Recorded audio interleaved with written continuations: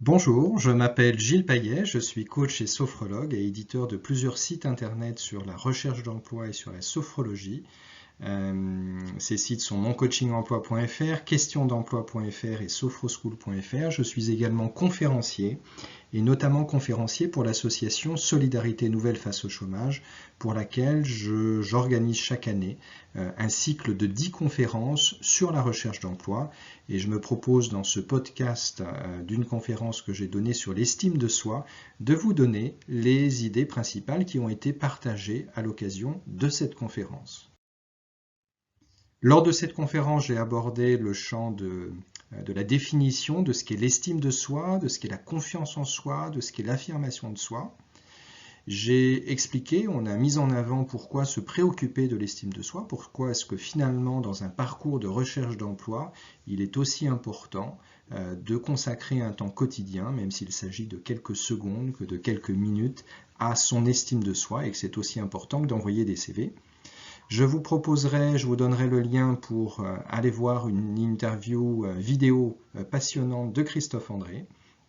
Je vous donnerai des repères aidants pour développer une image positive, 3 exercices pour construire une estime de soi solide et pérenne, un exercice à faire là, dès ce soir, dans votre lit, et puis je bouclerai cette conférence avec quelques conseils pour faire de son CV, de ses lettres de motivation, de son profil LinkedIn et à l'occasion des entretiens, un exercice et des exercices pour faciliter votre communication et apprendre à parler de vous de façon apaisée et sereine avec une estime de vous-même au bon niveau. Premier champ d'intervention, la question c'est de savoir qu'est-ce que c'est que l'estime de soi. Pour préparer cette conférence, j'ai demandé aux participants, environ 80 personnes, de me donner quelle est la définition et je vais vous présenter la définition proposée par certains participants à cette conférence. Il peut s'agir de savoir ce qui est bon pour nous, ce travail sur l'estime de soi. C'est aussi la connaissance de ce qui nous anime en tant que personne. Il peut s'agir de la juste vision de nos valeurs, la conscience de nos forces et de nos faiblesses, le niveau d'amour de soi, qu'il soit faible ou qu'il soit fort, notre propre vision, parfois déformée, de nos atouts et de nos faiblesses, une vision changeante et fragile, la capacité à se passer du regard de l'autre, c'est un point important, et au cœur du travail sur l'estime de soi, arriver à avoir une vision indépendante que la vision qu'ont les personnes qui nous entourent, ce que l'on pense de soi. Et puis une autre notion, qui est une notion centrale, c'est d'accepter nos défauts, de dire ok, j'ai des défauts, mais malgré tout, de s'aimer malgré ces défauts. Quelle différence y a-t-il entre l'estime personnelle et la confiance en soi ? L'estime personnelle, c'est de connaître ses forces, d'être conscient de ses forces, mais aussi d'être conscient de ses faiblesses et d'avoir une vision globale de qui l'on est, qui est plutôt apaisée, une vision de qui je suis. Ok, j'ai des défauts, mais ok, j'ai des qualités, et d'arriver à visualiser les deux, à être conscient des deux, de la colonne entre guillemets positive et de la colonne négative, et de se dire ok, ça me va, l'image que j'ai de moi me va. La confiance est plutôt liée aux actions, c'est-à-dire c'est la conviction que ce que je vais faire là, dans une heure, dans un jour, dans une semaine, dans un mois, eh bien ça va plutôt être réussi. L'estime, c'est finalement le regard sur qui je suis, et la confiance est plutôt liée à un événement à venir. Première piste de travail sur l'estime, c'est de rééquilibrer son regard et ne pas voir toujours que ce qui ne va pas. Souvent, les personnes à faible estime d'elles-mêmes ont une propension, ont une tendance à ne voir dans leur personnalité que ce qui ne va pas. C'est le côté bouteille vide ou partie vide de la bouteille non remplie. La différence entre la confiance et l'estime de soi, je vous propose 2 axes. Un axe vertical, l'axe des ordonnées pour les mathématiciens, qui est l'axe de l'estime. Une estime forte en haut, une estime faible en bas. Et de croiser cet axe des ordonnées avec l'axe évidemment des abscisses, qui est l'axe de la confiance en soi, confiance négative à gauche, confiance positive à droite. Je prends le cas d'une joueuse de tennis et d'analyser ce qu'elle pourrait penser selon qu'elle a une estime positive ou négative et puis une confiance en elle-même, négative ou positive.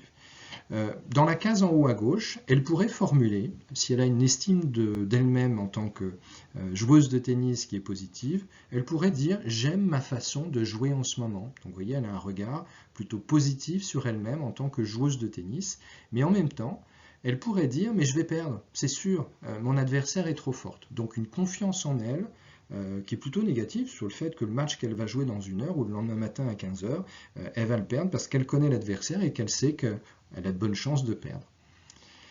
Une estime d'elle-même forte pourrait générer un discours du type « j'ai un super service en ce moment », donc voilà, elle a un regard positif sur la qualité, sur un compartiment technique de son jeu qu'est le service, et en même temps, si elle a une confiance en elle positive, elle peut ajouter « j'ai en plus de bonnes chances de gagner ce match ». Dans la case la plus difficile, celle en bas à gauche, confiance en soi négative, estime de soi négative, elle pourrait penser j'ai aucune chance de gagner, donc là on est du côté de la confiance, et puis elle peut ajouter de toutes les façons mon jeu est nul en ce moment, donc là c'est le regard qu'elle a sur elle-même en tant que joueuse de tennis. Et puis dans la case confiance en soi positive, elle peut formuler je suis confiante sur le fait de gagner, mais je n'aime pas mon jeu en ce moment, donc pareil, avoir un regard déprécié sur elle-même en tant que joueuse de tennis. Si on applique cette grille de l'estime et de la confiance en soi pour bien distinguer, encore une fois, les deux dynamiques, mais une situation où vous passez un entretien d'embauche ou vous donnez une conférence, vous pourriez avoir ce discours intérieur, je suis quelqu'un de bien et de compétent, donc vous avez une vision positive sur vous en tant que professionnel et professionnel en phase de recherche d'emploi, mais si vous n'avez pas confiance, vous pouvez ajouter dans la même seconde, mais j'ai la trouille de rater cet entretien demain à 9 h, je suis sûr que je vais encore bafouiller, je suis sûr que je vais encore ne pas me souvenir, etc. Donc vous projetez plutôt un échec, confiance en soi négative. Si votre estime est positive, vous pouvez dire très bien, je suis à l'aise à l'oral devant un groupe, vraiment je suis une bonne oratrice. Et puis vous pouvez ajouter, si vous avez confiance en vous, je suis confiant sur le fait que cette conférence sera un beau moment. Confiance en soi positive, je suis certain de casser la baraque à cet entretien, demain à 15 h. Estime de soi négative, dans la même seconde, vous pouvez dire en même temps, donc en même temps que cette confiance positive, mais j'ai peur d'être pris car je ne suis pas un bon manager. Vous postulez pour un poste de manager, vous savez que vous n'êtes pas tout à fait au top en tant que manager, en tant que chef d'équipe, et du coup, à la fois, vous pensez que vous allez réussir l'entretien, et en même temps, vous avez une vision dépréciée de vous en tant que manager. Et vous pouvez enfin penser, je n'ai aucune chance de réussir à ce poste, donc confiance en soi négative, et en plus je suis nul dès qu'il faut parler en anglais. Là, vous avez un regard déprécié de vous en tant que professionnel sous l'angle de cette langue étrangère qu'est l'anglais. La notion d'estime et de confiance sont deux dynamiques très différentes. Encore une fois, on peut avoir tout à fait confiance sur la réussite à un événement et avoir une image dépréciée. Et de la même façon, avoir une image positive de soi, mais ne pas avoir confiance du tout sur le fait de réussir l'entretien de 9 h et en même temps d'avoir une confiance en soi positive sur le fait que votre intervention à 17 h, parce que les conditions différentes, etc., sont différentes, vous pouvez avoir une confiance positive dans la même journée sur la réussite à un événement en particulier. Alors une notion connexe à tout ça, c'est l'affirmation de soi. Qu'est-ce que l'affirmation de soi? La définition proposée par Rosette Poletti, moi je l'aime bien. Elle a écrit dans ses petits cahiers d'exercices d'estime de soi que je vous recommande, qui est un petit cahier d'exercice très bien fait, notre capacité à prendre notre place avec bienveillance et fermeté au milieu des autres, à communiquer clairement, à accepter, mais également à refuser, savoir dire non. Ça, c'est l'affirmation de soi. L'estime de soi, pourquoi s'en préoccuper? Je considère que dès la première minute d'une recherche d'emploi, l'estime personnelle, l'estime de soi est un petit peu chahutée, est un petit peu mise à mal. Et que finalement la conserver, l'entretenir, la développer, la renforcer devient un acte, un temps quotidien aussi important que d'envoyer des CV. L'estime de soi, une estime de soi solide, stable, aide à faire le deuil d'un travail, d'un statut. Si vous aviez un poste que vous vous retrouvez au chômage, ça aide à ça, à être plus fort dans cette adversité, à partir au front chaque jour, solide sur ses bases, solide sur ses compétences, mais en ayant conscience également de ses défauts et de ses limites. Ça permet aussi de gérer la solitude de la recherche d'emploi, d'affronter le regard des autres, très important, et puis de donner le meilleur de soi en entretien. C'est la finalité de ce travail sur l'estime de soi. L'estime de soi, comment se construit-elle? Vous avez une vidéo formidable de Christophe André que je vous recommande. Alors, il suffit d'aller sur YouTube et de saisir Christophe André estime de soi ou estime personnelle, et puis de regarder dans les résultats vidéo, vous la trouverez assez facilement. Elle dure 9 minutes.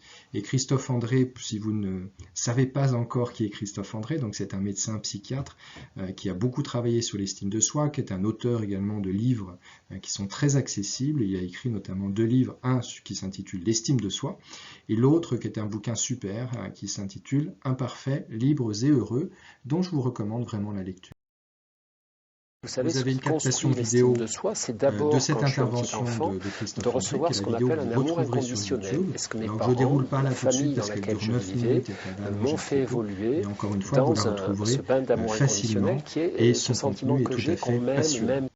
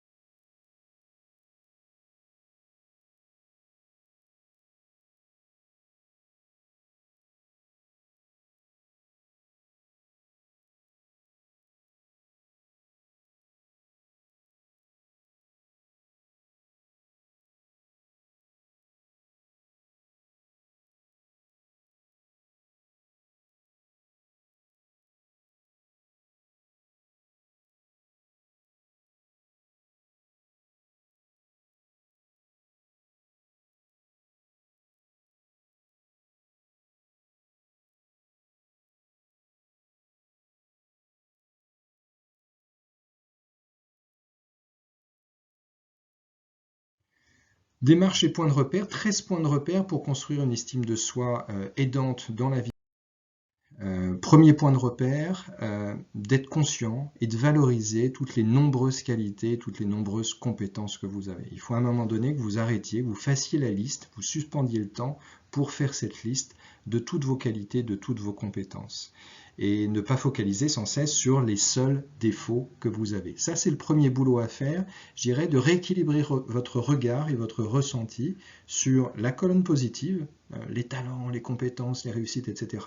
Et puis la colonne négative qu'on a tous, hein, ça fait partie de la condition humaine que d'avoir ces deux colonnes, les freins, tout ce que les incapacités, les lenteurs, les incompétences. On n'est pas compétent pour tout, mais c'est pas grave, on est tous compétents et incompétents, mais d'arriver à voir les deux de façon apaisée, c'est le boulot sur l'estime. D'accepter vos faiblesses avec humilité, c'est l'idée, hein, vous savez, d'aimer, de vous aimer malgré vos défauts et de vous dire ok, j'ai ces défauts, mais c'est pas grave, je les intègre et du coup ça guide mes actions, ça guide mes pensées, ça guide peut-être aussi mes recherches en tant que chercheur d'emploi. Si je suis tout à fait incompétent dans un domaine en particulier et que c'est trop lourd, trop long ou ça n'est pas vraiment possible pour remonter en compétence sur ce domaine-là, eh bien il faut l'accepter et puis peut-être que ça va vous permettre de mieux cibler votre recherche d'emploi vers un champ de compétences qui est plus naturel, plus évident. Et puis, j'insiste, ne pas focaliser sans cesse sur vos seuls défauts, c'est fondamentalement le travail sur l'estime de soi. Ce point-là, ce troisième point est très important. Vous êtes dans une période de recherche, a priori de recherche de nouveaux postes.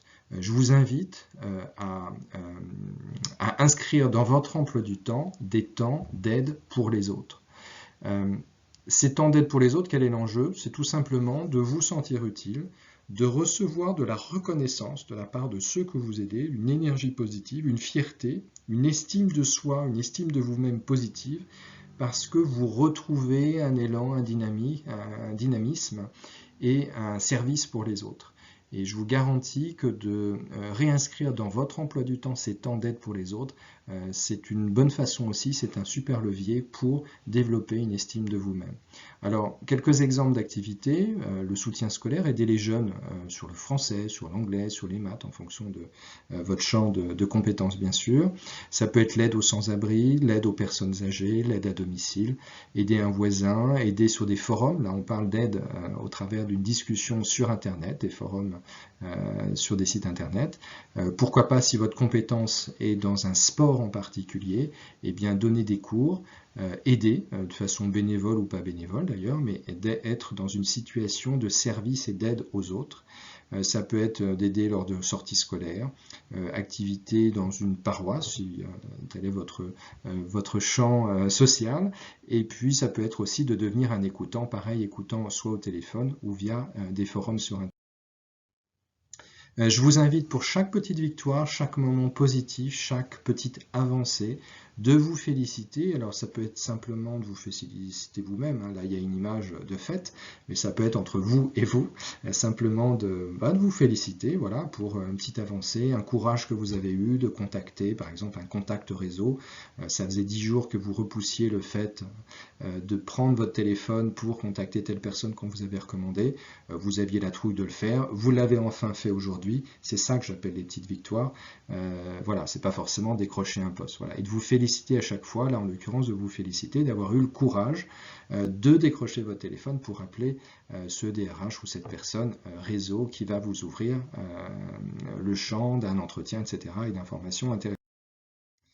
Le travail sur l'estime de vous-même, c'est aussi prendre soin de vous, d'être votre ami. Alors sous 4 angles, par exemple, celui de la nourriture, ça peut être manger plus lentement, plus sainement, en pleine conscience, varier vos repas, acheter un fruit extraordinaire pour redonner un petit peu de découverte, assouvir votre curiosité, que ce soit un plaisir visuel, un plaisir gustatif, vous faire plaisir avec des belles présentations dans votre assiette, bref, de remettre la nourriture au cœur du soin de vous, prendre soin de vous au travers de ce que vous mangez.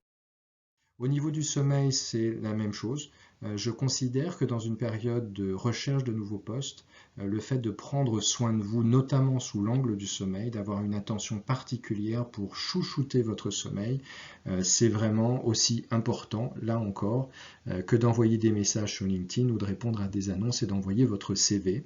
Alors évidemment, c'est à vous de structurer ce temps pour favoriser un sommeil de qualité, mais ça peut être systématiquement le soir d'avoir un temps calme, de vous essayer à la sophrologie par exemple.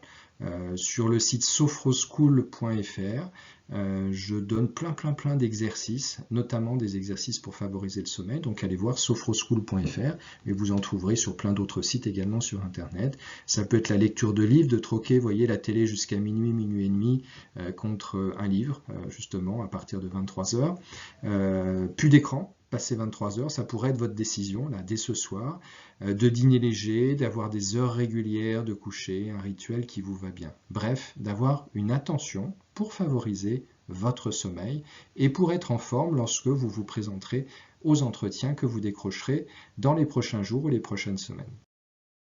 Prendre soin de soi, c'est aussi prendre soin de sa santé physique et sa santé mentale.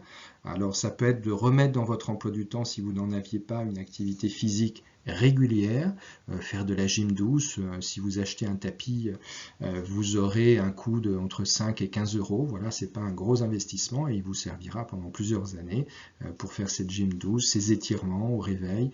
Pourquoi pas faire des temps de méditation au calme.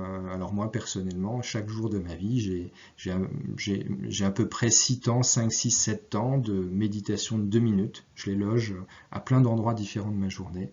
Dans le métro, quand je marche, je fais de la méditation en marchant ou bien dans une posture évidemment immobile. C'est apprendre à respirer, ça peut être une stimulation intellectuelle sur le point de vue de la santé psychique régulière, la lecture de livres extraordinaires, le suivi de conférences TED, bref, la liste est infinie et c'est à vous de la composer pour, encore une fois, avoir une attention pour vous, prendre soin de vous du point de vue de la santé physique et psychique. Et puis, il y a une façon de prendre soin de soi qui est tout simplement de lister vos besoins et de mettre en place un plan d'action, des mini-plans d'action pour satisfaire vos besoins. Alors ces besoins, ça peut être accorder plus de temps à une personne en particulier, un besoin d'être utile. Alors vous allez peut-être vous engager dans une activité pour être utile vers les autres, c'est le conseil précédent. Ça peut être un besoin de changer quelque chose, de créer quelque chose, de gagner de l'argent, d'aider, d'être aidé, d'exprimer votre colère, pourquoi pas, de lâcher prise, de vous former à quelque chose, ça peut être là votre besoin. De prendre soin de vous, ça peut être ça aussi votre besoin. Et une fois que vous avez listé vos 4-5 besoins principaux, de vous mettre en action pour mettre un plan d'action dans votre emploi du temps pour faire en sorte de satisfaire vos besoins. Prendre soin de soi, être son ami, c'est aussi se parler avec bienveillance. Alors, au lieu de dire c'est trop de boulot que de faire ce régime, j'y arriverai jamais. Formulation négative.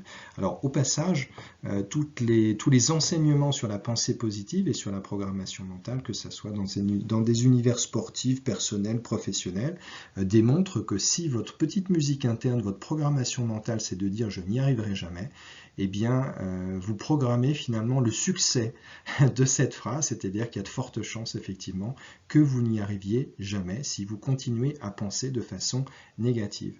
Donc à chaque fois que vous avez une pensée négative de ce type, c'est trop de boulot que de faire ce régime, je n'y arriverai jamais, eh bien je vous invite à troquer par d'autres phrases plus positives, par exemple, j'ai un beau challenge à réaliser sur ces prochaines semaines avec ce régime, et je vais commencer par des actions à m'apporter. Cette semaine, je vais simplement essayer de manger plus lentement et en conscience, et puis je vais noter mes résultats, et puis je verrai ensuite ce que je programmerai après. Vous voyez, donc cette posture positive, vous commencez par quelque chose de simple à faire, de facile. Simplement, vous dites, je vais manger plus lentement, et puis je vais voir ce qui se passe. Peut-être qu'en mangeant plus lentement, je vais moins manger, je vais mieux digérer, je vais mieux assimiler. Le phénomène de satiété, c'est-à-dire de faim, et d'absence de faim, ou de satiété en l'occurrence, va venir plus rapidement, et du coup je me resservirai moins, je mangerai moins, et du coup peut-être que ça peut m'aider. En tout cas, de tester par quelque chose de simple et de positif. Autre formulation, au lieu de dire je suis nul, je me suis encore couché tard et ce matin, je ne suis pas en forme du tout, eh bien vous pourriez préférer la phrase « Ce matin, c'est factuel, je constate que je suis un peu fatigué et je sais pourquoi. » Mais c'est pas grave du tout. Je vais juste devoir être pendant cette journée plus vigilante qu'à l'habitude. Et ce soir, priorité à la récupération, je mangerai léger, je me coucherai plus tôt avec un bon livre et sans doute que je m'endormirai plus rapidement. Je vous signale un bouquin qui est fantastique. Vraiment, l'écriture est très accessible. C'est un livre, pardon, non pas de Christophe André, mais de Christophe Carré, C-A-2-R-E, paru aux éditions Erol, qui s'intitule Bienveillant avec soi-même. C'est un livre vraiment super, que vous pouvez même conseiller à des ados, à des jeunes, parce que l'écriture est vraiment, encore une fois, très accessible. Septième point de repère pour construire une estime de soi aidante, se fixer des objectifs réalistes. On parlait du régime tout à l'heure ou de se remettre en action finalement. Donc se fixer des objectifs réalistes et ne pas vouloir être...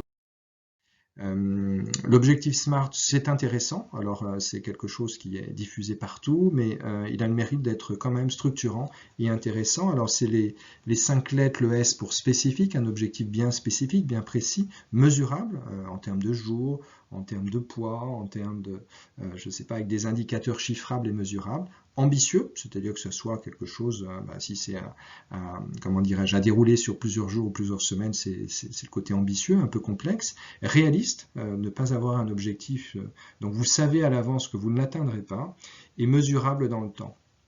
Voilà, pour le T de temps. La méthode Kaizen est intéressante surtout pour les objectifs un peu longs, comme celui du régime, celui de mettre en place une action un petit peu longue et complexe. C'est simplement de décomposer un gros objectif en plusieurs petites étapes qui, elles, sont individuellement faciles ou courtes à faire. Donc c'est la méthode Kaizen ou méthode des petits pas.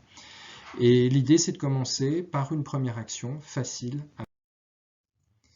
Un exemple d'objectif SMART, c'est décider, d'ici la fin du mois, je mets au clair mon projet de reconversion professionnelle en termes de métier et de secteur d'activité. Ça, c'est l'objectif. Je vais commencer par regarder des tutos sur Internet pour savoir quoi faire. Et puis, je m'inscris dès aujourd'hui auprès de Liliane à la conférence de Gilles Payet du 17 mars sur changer de métier. Voilà, ça peut être un début, un objectif SMART et un début d'action. Et vous commencez, encore une fois, l'idée c'est de commencer, de faciliter la mise en route de la réalisation de votre objectif par une première action facile à mettre en place. Là, vous voyez, je vais regarder des tutos sur Internet pour faire un point sur le sujet de changer de métier. 8e point de repère, c'est d'éviter, alors même si c'est compliqué, comme la peste, c'est écrit, et je le dis dans ma voix, d'éviter comme la peste de vous comparer aux autres et de rester centré, et de rester fort, et de rester forte sur vos talents, sur vos atouts, sur vos compétences, sur vos qualités. Voilà. Vous êtes la personne que vous êtes, avec vos défauts, avec vos qualités.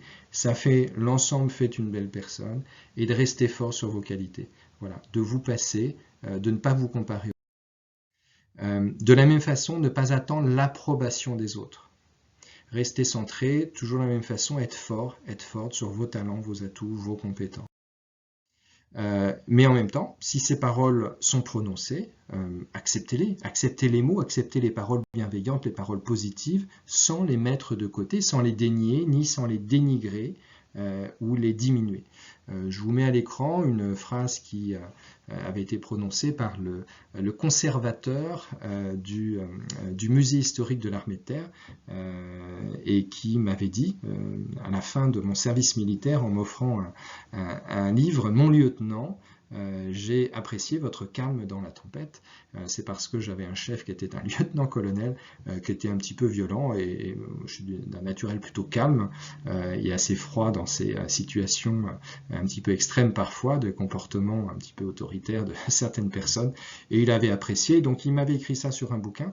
Ça date de 93, on est en 2020, ce mot a 27 ans et voilà, j'y pense souvent. Ce mot-là, qui a été prononcé par quelqu'un d'autre, me rappelle fondamentalement qui je suis, c'est-à-dire quelqu'un de calme dans la tempête. 11e point, cherchez le contact de personnes bienveillantes et puis cherchez aussi le contact de personnes neutres, les personnes neutres dans notre entourage, surtout lorsque ça va mal ou lorsqu'on est en difficulté ou en doute parfois. C'est important d'avoir autour de soi des personnes qui sont ni ultra positives ni ultra négatives, mais des personnes neutres. Ça repose les personnes neutres. Et on peut leur demander des choses qu'on ne peut demander ni à des personnes très bienveillantes, ni à des personnes malveillantes. Donc entourez-vous de personnes bienveillantes et des personnes neutres. Des amis, des voisins, des inconnus, votre boulangère, pourquoi pas. C'est un bon exemple de personne neutre. C'est pas une amie, mais c'est pas une ennemie non plus, c'est entre les deux. Votre médecin, pourquoi pas, votre garagiste, pourquoi pas, un ex-collègue, pourquoi pas. La liste des personnes bienveillantes et neutres, si vous y réfléchissez, eh bien, elle est assez longue en réalité. Et puis, bien sûr, en contrepoint, de fuir ou de limiter le contact avec les personnalités nocives, celles qui vous pourrissent la vie, celles qui vous dénigrent, celles qui rabaissent sans cesse ce que vous faites ou votre personne. Franchement, il ne faut vraiment pas avoir d'état d'âme. Et il y a un double boulot finalement à faire, qui est hyper salvateur, dont les effets, vous pourrez les mesurer vraiment dès les premières, j'allais dire dès les premières secondes, mais dès les premiers jours de cette double action, d'aller vers les personnes positives, bienveillantes ou neutres, et en parallèle, comme un effet de ciseau, de fuir ou de limiter le contact quand vous ne pouvez pas fuir les personnes. Je prends l'exemple d'un conjoint, d'un enfant, d'un parent, bon, voilà, ou d'un voisin, parce que physiquement il est juste à côté de vous, mais de fuir en tout cas, ou de limiter le contact de personnes, le contact avec ces personnalités nocives. Vous avez sous les yeux une évolution, vous voyez un enfant qui grandit et qui avance, avec ce 13e point toujours, s'éloigner de ce qui ne fait plus grandir, de ce qui ne vous rend plus heureux, et puis finalement de vous poser la question, c'est souvent une question que je pose aux jeunes que j'accompagne en coaching et en sophrologie, est-ce que cette pensée, est-ce que cette fréquentation, est-ce que cette action te rend plus fort ou moins fort? Et de raisonner juste de façon binaire, est-ce que cette personnalité qui est à côté de moi me rend plus fort ou moins fort? Si c'est moins fort, vous coupez, sans état d'âme. Et est-ce que cette pensée me rend plus fort ou moins fort? Si c'est une pensée négative, a priori, ça vous affaiblira ou ça affaiblira votre position, donc vous la laissez de côté, etc. Entourez-vous de pensées, d'actions qui renforcent votre position, puis décidez ici et maintenant de le faire vraiment. Ce qui ne vous rend pas plus fort, laissez-le de côté. Laissez-le passer, laissez-le glisser et avancez en prenant appui sur à la fois vos qualités, à la fois vos compétences, à la fois vos talents, vos aptitudes et à la fois les pensées qui vous rendent plus fortes, les pensées qui vous rendent plus fort. 13e point de repère pour construire, un 13e point qui est en fait un 14e point, c'est d'être sans pitié avec vos croyances limitantes, vous savez, cette petite radio intérieure qui vous dit je n'y arriverai jamais, je vais être ridicule, ça marchera jamais, puis de toute façon je suis nul, ou je suis nul, et je ne ferai jamais aussi bien qu'elle, etc. Voilà, donc à chaque fois que vous avez une croyance limitante de ce type, faites la chasse, soyez comme Kill Bill, là, avec son sabre, et coupez la tête à toutes vos croyances limitantes. Je pourrais vous poser la question, est-ce qu'une croyance limitante vous rend plus fort, vous rend plus forte ou affaiblit votre position? La réponse est à chaque fois affaiblit votre position. Donc soyez avec ce sabre ou avec l'arme que vous voulez, mais en tout cas, coupez la tête, réduisez en bouillie toutes ces croyances limitantes, ou si vous n'êtes pas du genre comme ça un petit peu très dans l'action, eh bien laissez simplement glisser ou laissez de côté, passez votre chemin et laissez cette croyance limitante à terre et puis continuez votre chemin, continuez à avancer.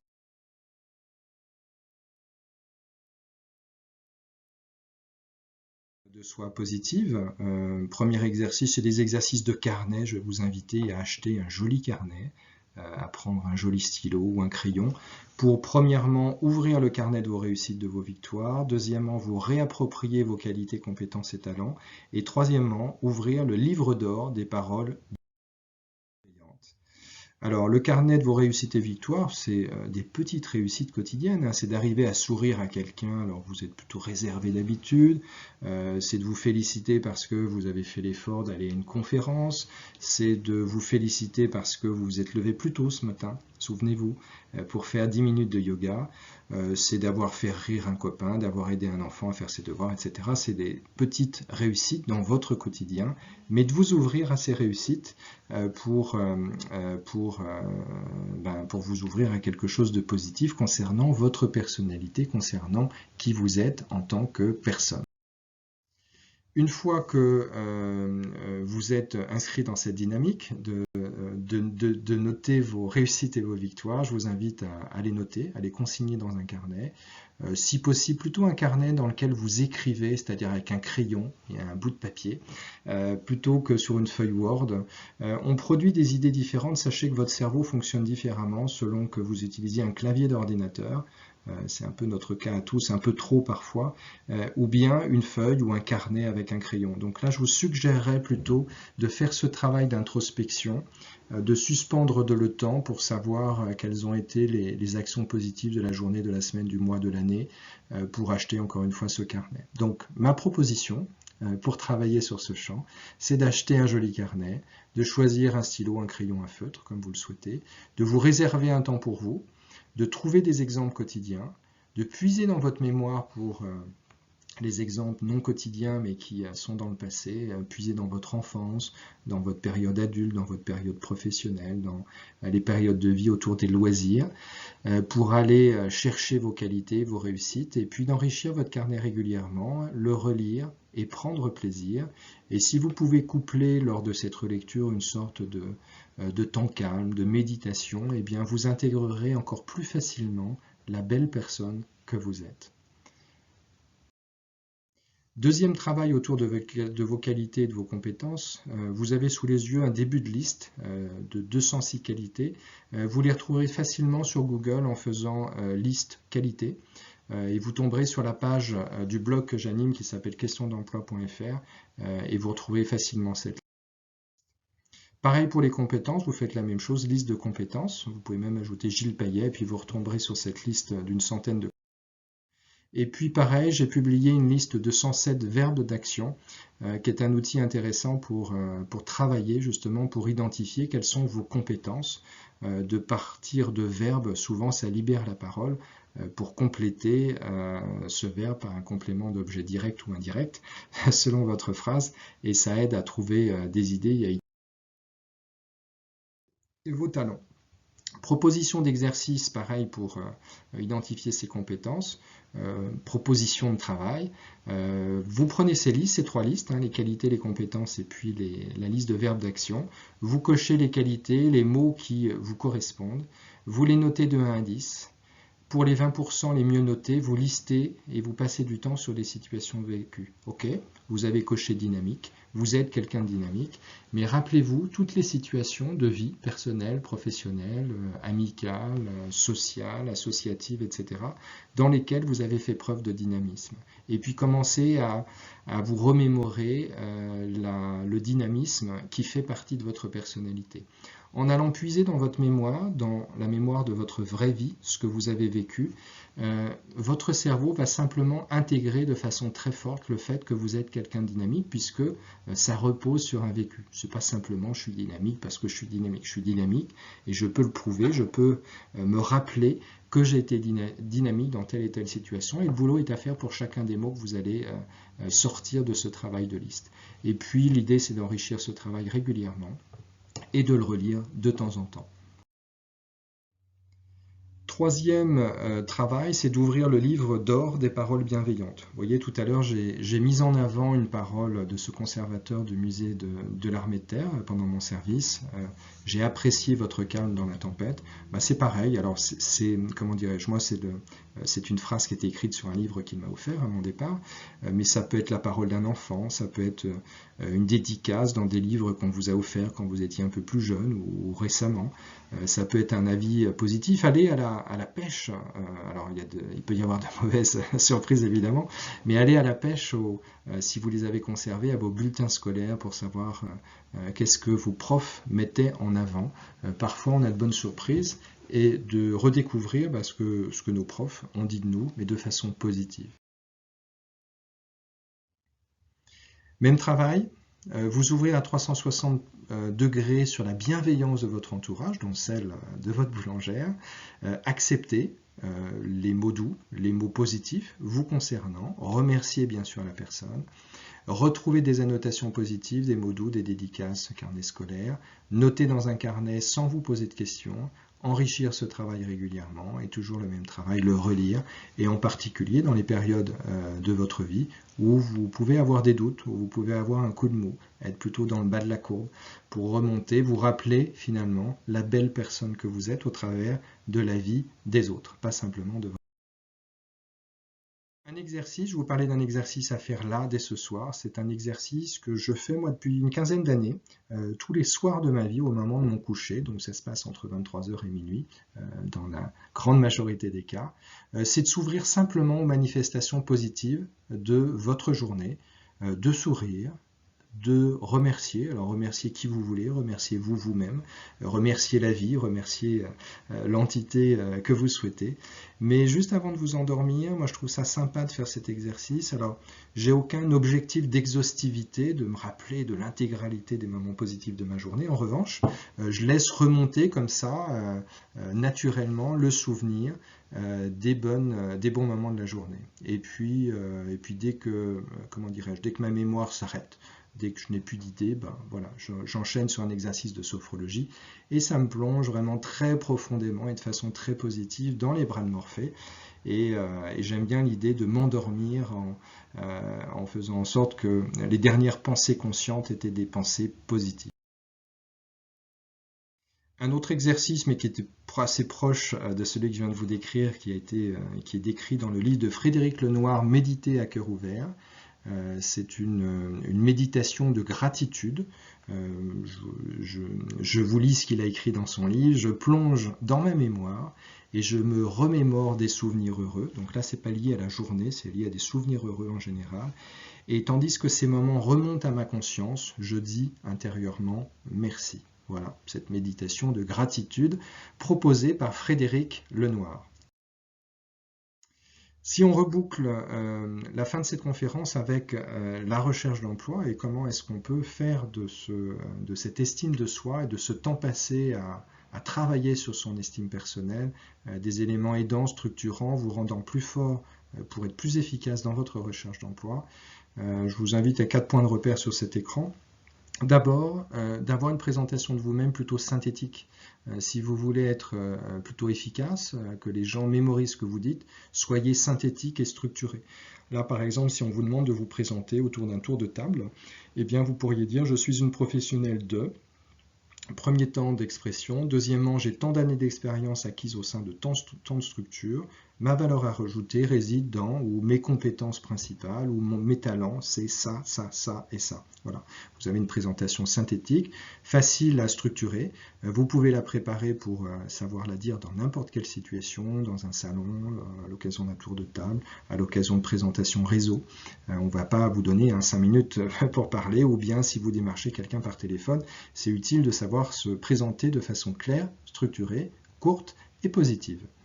Deuxième point de repère, c'est intéressant dans votre façon de parler de vous, si vous avez du mal à parler de vous parce que justement cette estime de vous-même est un petit peu écornée, c'est intéressant plutôt que de dire directement de dire je suis comme ci, je suis comme ça, de mettre en avant des histoires vécues, alors évidemment des histoires plutôt positives, et il y a une structure qui fonctionne bien, c'est la méthode STAR, de dire la situation dans un premier temps, la date, le lieu, l'objectif, c'est le T de target en anglais qui signifie objectif, donc la situation est la suivante, mon objectif c'était ça, ce que j'ai mis en place, c'est le A de action, et puis les résultats obtenus. Voilà. Et si vous racontez une histoire positive, eh bien, vous ne vous en rendrez pas compte, mais le ton de votre voix sera plus détendu, vos yeux et votre sourire seront présents, et puis c'est la notion de plaisir qui va faire que vous serez plus convaincante et plus convaincant en racontant une histoire.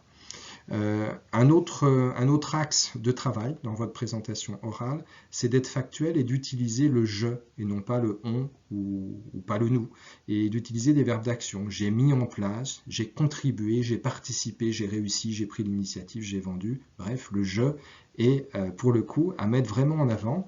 Lorsque l'on évalue un candidat en recrutement, ce qui intéresse toujours, c'est de savoir ce que vous savez faire, même si c'est au sein d'un travail d'équipe. Si vous dites on, parce que vous vous dites oh, bah, je n'ai pas envie de me mettre en avant, etc. Alors je vais dire on, je vais parler de l'équipe. Vous vous cachez derrière l'équipe et franchement, vous ne m'intéressez pas. Moi, ce qui m'intéresse, je me fiche royalement du travail de l'équipe. Ce qui m'intéresse, c'est votre participation, votre valeur ajoutée, votre pierre à l'édifice dans ce travail de groupe, c'est de comprendre finalement quelle est votre valeur à vous. C'est vous que je recrute éventuellement, mais ce ne sera jamais l'équipe. Donc utilisez le je, affirmez-vous et utilisez des verbes d'action.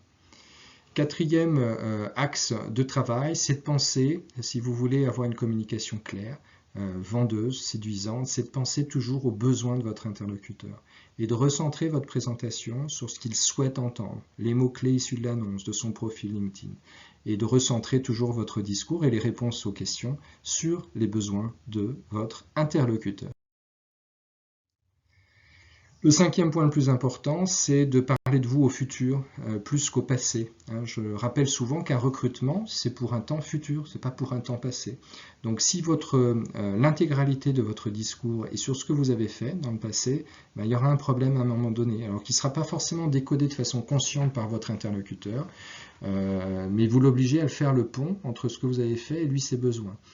Attaquez, parlez directement du futur et répondez finalement à chacune des questions qu'on vous posera, que ce soit sur vos qualités, vos défauts, sur vos expériences, etc. Éclairez vos réponses avec l'idée de donner des informations qui me feront vous visualiser dès demain matin à 9 h au poste visé. Dans le CV, une bonne estime de soi, ça se traduit par une photo. Alors, une bonne photo de CV, qu'est-ce que c'est? C'est quel que soit l'environnement, ça dépend de votre métier bien sûr, mais c'est une photo avec un regard qui regarde et plutôt un sourire.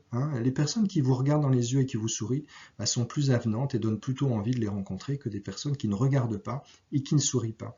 Vous avez tout en haut une présentation de votre valeur ajoutée pour le poste. Donc ça signifie que votre CV, vous le personnalisez bien sûr.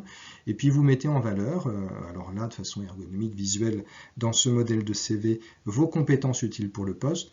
Au passage, si ce modèle-là vous intéresse, vous le retrouverez sur le site moncoachingemploi.fr. Il est payant, il coûte 9,90 €, certes, mais vous l'aurez s'il vous intéresse. Le CV, une autre mise en page pareil que vous retrouverez sur ce site, moncoachingemploi.fr, même façon, un CV avec une photo qui regarde et qui sourit, une présentation claire, positive et toujours la mise en avant de votre valeur ajoutée pour le poste, de vos compétences utiles pour le poste, et puis là, dans ce modèle de CV, une mise en avant graphique de vos qualités humaines, toujours pareil pour occuper le poste demain matin à 9 h.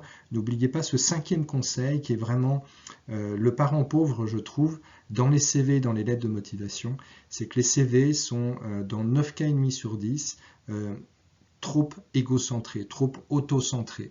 Occupez le champ de votre proposition pour votre interlocuteur. Là, vous voyez sur la partie haute de CV, vous avez un texte de 2, 3, 4 lignes sur votre valeur ajoutée pour le poste.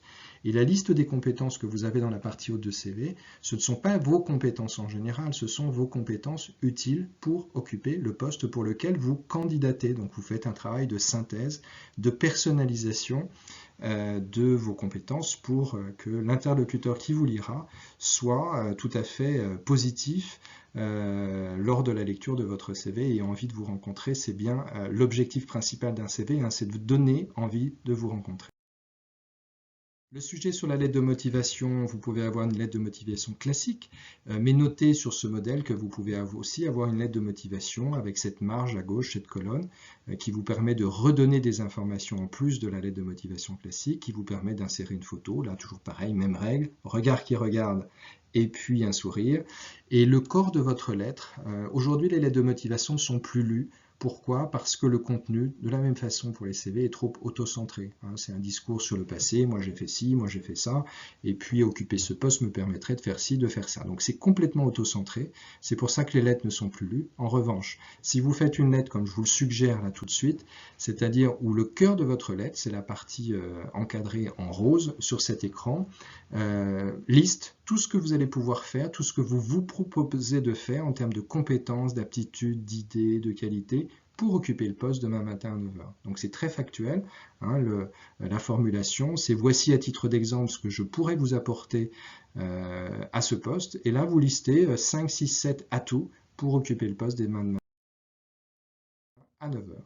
Sur votre profil LinkedIn, on retrouve le même principe d'une communication positive, la photo, le regard qui regarde le sourire, un titre professionnel qui vous va bien, un résumé qui récapitule de façon lisible et positive votre offre de service, les compétences, les champs d'action, etc. Et puis je rajoute là, si vous pouvez ajouter une photo de fond qui cadre et qui permet de comprendre immédiatement quel est l'univers de compétences ou l'univers de votre métier. En entretien, qu'est-ce que l'estime de soi a à voir en entretien? Il a à voir que c'est l'exercice sans doute le plus difficile, plus difficile que pour le CV ou pour les lettres. Il s'agit de parler de vous, encore une fois, mais de parler de vous en étant au clair avec qui vous êtes, au clair en termes de qualité, au clair en termes de défauts, au clair en termes de compétences, de talents, mais également de non-connaissance ou d'incompétence. Et avec l'idée, encore une fois, je vous donne 5 tips, on verra dans le détail après, mais d'avoir des présentations, des réponses courtes, c'est la base. Ne pas partir sur 2, 3, 4, 5 minutes ou plus d'explications. Avoir l'obsession des besoins de l'autre, de la personne ou des personnes qui sont en face de vous. Les mots-clés, recentrer sans cesse sur les besoins du poste, être factuel. Factuel, ça veut dire citer des faits, des dates, des noms de produits, des infos chiffrées, raconter des histoires vécues, utiliser la méthode STAR, c'est gagnant, c'est super facile à faire et c'est impactant. Et puis d'avoir le plus possible ce sourire lorsque vous parlez. Là, par exemple, au moment où je vous parle, à cet instant, j'ai un sourire, et puis de regarder, d'avoir une attention pour vos interlocuteurs. Alors, quelques exemples. Là, je vais vous montrer quelques exemples de présentation courte, 5 secondes, 10 secondes, 15 secondes. En 5 secondes, vous pouvez dire « Je suis une professionnelle de l'assistanat avec 12 années d'expérience dans 3 sociétés ». Ça se loge en 5 secondes. Exemple, en 5 secondes. Je m'appelle Vincent Sello, je suis proviseur et dirige le lycée Condorcet à Saint-Maur. Autre exemple, j'ai un parcours de 25 ans dans l'hôtellerie, dont les 19 dernières années en tant que chef de rang. Autre exemple en 5 secondes, je suis chef de projet web et je pilote actuellement la digitalisation des formations bureautiques chez Cartier. Exemple en 5 secondes, je suis Fiona Le Sueur, je suis titulaire d'un BTS communication et je recherche un poste de chargé de communication. On passe à 10 secondes. 10 secondes, c'est 2 fois plus que 5 secondes, vous l'avez noté. Bonjour, je m'appelle Jacques Servant, je suis conducteur de travaux depuis 5 ans chez Vinci Construction et j'aimerais mettre mes compétences techniques et de management et mon anglais courant à votre service. Toujours en 10 secondes, je m'appelle Nathalie Ferrandi, je suis assistante de direction bilingue avec 12 années d'expérience auprès de 3 directeurs généraux et d'un PDG. Je suis super organisée pour moi et les patrons que j'assiste et à qui je fais gagner du temps. Autre exemple, bonjour, je m'appelle Paul Lecomte, je reviens d'une mission commerciale de 6 mois en Chine et j'ai découvert un nouveau marché qui pourrait vous intéresser. Auriez-vous quelques secondes à m'accorder ? Autre exemple en 10 secondes, je m'appelle Isabelle Lavigne, je suis journaliste culinaire et je travaille pour plusieurs magazines féminins. J'anime également un blog suivi par plus de 5000 internautes sur lequel je donne des recettes de desserts. Exemple en 15 secondes. Bonjour, je m'appelle Maïli, je suis une jeune juriste diplômée du master en droit des affaires de l'Université de Lille. Je suis autonome pour effectuer des veilles juridiques, aider à la rédaction de contrats, participer à des réunions clients et en particulier si celles-ci nécessitent de parler anglais ou mandarin. Je suis vraiment enchanté de vous rencontrer car nos parcours respectifs, figurez-vous, ont un point commun. Nous sommes tous les deux passés par le même lycée. Et j'ai pas mal évolué depuis 14 ans, un parcours classique en comptabilité. Je dirige aujourd'hui une équipe de 6 personnes et travailler pour vous me plairait beaucoup. Exemple personnel, en 15 secondes, vous me reconnaissez. Bonjour, je m'appelle Gilles Payet, je suis coach et sophrologue pour les jeunes. Je consulte à Saint-Maur-des-Fossés et je travaille avec plusieurs établissements scolaires. Je viens de publier aux éditions Vuibert un livre pour préparer et réussir les oraux, des examens et des concours. Quelques points récapitulatifs sur les idées fortes partagées lors de cette conférence. L'estime, c'est le regard apaisé sur qui vous êtes, avec vos qualités, vos défauts. D'arriver à faire face, à vous regarder dans votre globalité et de vous dire finalement, c'est pas mal qui je suis. J'ai effectivement ces défauts, mais j'ai aussi toutes ces qualités. J'ai ces incompétences, mais j'ai aussi toutes ces compétences. Et c'est de rééquilibrer votre regard sur qui vous êtes pour avoir une vision plus équilibrée, plus objective aussi, plus factuelle sur qui vous êtes. L'un des enjeux, l'une des pistes de travail, c'est d'être bienveillant avec vous-même, ne pas vous juger, avoir des paroles positives. Et à chaque fois que vous avez une parole négative vous concernant, soit vous la laissez passer, soit vous l'équilibrez avec une reformulation positive. Prendre soin de vous, c'est au cœur de la démarche de l'estime de soi. Nous sommes des personnes estimables et donc puisque nous sommes estimables, il faut nous estimer et ce travail d'estime de nous-mêmes prend et passe par le soin de nous, sur le sommeil, sur la nourriture, sur l'entretien physique, sur les moments de plaisir pour nous-mêmes. Prendre conscience de nos qualités, compétences, talents, réalisations probantes et accepter les appréciations sans en être dépendant. Et un petit tips final pour parler avec plus d'aisance de soi-même, peut-être se libérer de ce poids, de cette difficulté à parler de soi, c'est de parler au futur, c'est-à-dire de ne pas parler que de vous, mais de parler de votre offre de service pour occuper le poste demain matin à 9 h. Vous êtes moins tourné vers le passé, vous êtes moins tourné vers vous-même, mais c'est vous-même au poste. Vous voyez, c'est un petit peu moins impliquant et c'est surtout beaucoup plus vendeur pour votre interlocuteur. Pour cette conférence, je vous redonne, ou je vous donne, si vous découvrez cette première conférence, la liste de toutes les conférences que j'ai animées et que je vais animer. Une première conférence sur les stratégies de recherche efficaces, la gestion du temps quand on est en recherche d'emploi, une conférence sur les CV et les lettres de motivation, une conférence sur l'utilisation intelligente de LinkedIn, en l'occurrence pour décrocher des entretiens. C'est un outil absolument génial, LinkedIn, mais que la plupart des gens, et sans doute vous, utilisez de façon assez faiblement, et en tout cas en n'utilisant pas tout le potentiel pour décrocher des entretiens de cet outil génial, mais complètement sous-utilisé aujourd'hui en France, qui s'appelle LinkedIn. Un sujet sur les entretiens de recrutement, un sujet, le 5e, sur l'estime personnelle, c'est cette conférence que je viens de vous donner. Une conférence sur les seniors, une conférence sur la reconversion professionnelle, les facteurs de succès quand on change de métier, une conférence sur la résilience, comment développer en soi cette résilience, c'est-à-dire cette ressource interne, cette force mentale qui permet de traverser des épreuves, d'avancer malgré la souffrance ou les blocages, une conférence sur les émotions et le stress avec tout un tas d'exercices de sophrologie pour atténuer les émotions, les mettre à distance quand celles-ci sont handicapantes et mettre le stress également un peu plus loin de votre corps et de votre esprit grâce à ces exercices de respiration en pleine conscience. Et puis une dernière conférence sur les candidatures réseau, qui contacter, comment, pour quel résultat. La candidature réseau est une candidature assez complexe à mettre en place car il s'agit d'être un petit peu commercial, d'aller vers les autres, d'aller au contact physique des personnes qui nous entourent. Donc c'est le téléphone, donc c'est des contacts en one-to-one, donc c'est plus compliqué que d'envoyer un CV par mail évidemment. Donc je vous explique dans cette conférence sur les candidatures réseau comment faire. Je vous informe que les supports de toutes ces conférences sont proposés sur le site moncoachingemploi.fr. La conférence que je viens de vous donner, bien sûr, est gratuite, mais il s'agit juste des idées fortes mises en avant. Mais vous pouvez récupérer, télécharger les supports PowerPoint de toutes ces conférences sur le site moncoachingemploi.fr, qui est l'un des sites que j'anime. Et ces supports de conférences, pour le coup, sont payants. Ils sont au coût de 19,90 €. Voilà pour tout ça. N'hésitez pas à partager cette conférence, n'hésitez pas à la commenter si vous souhaitez apporter vos commentaires. Je vous répondrai sur cet espace du blog questionsdemploi.fr ou bien sur l'espace de YouTube.